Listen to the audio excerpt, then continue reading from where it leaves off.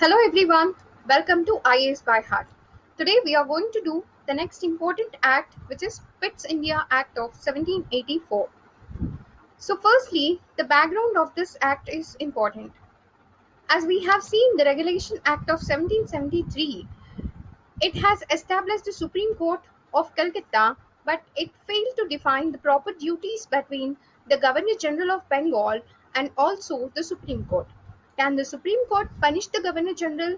Can it punish the zamindars? So everything was little in conflict. So the failure of Regulation Act of 1773 is the primary reason. Then after, they tried amending it by Amendment Act of 1781. But still it was a failure. So finally, the Pitt's India Act of 1784 comes into existence. So Act is so much powerful that it calls the total territories which are owned by the East India Company as the British possessions in India. It means already in the colonization they are trying to show the roots of imperialism, so managed controlled positions by East India Company. And the act tries to establish the dual government. This is the important point. Okay, so the dual government, because it establishes the board of control and the court of directors, so it is separating both the things. Board of control is superior and code of directors is inferior to the board of control, because board of control is controlling the political and military powers, and it is going to take all the important areas like revenue and the important decision making authorities.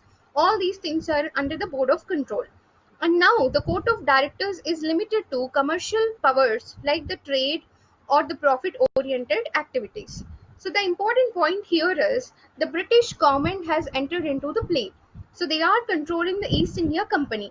And now, as there are two management authorities to take the decision, you're calling it as dual government. So the points important are, let's revise them once again. It distinguished the commercial and political functions.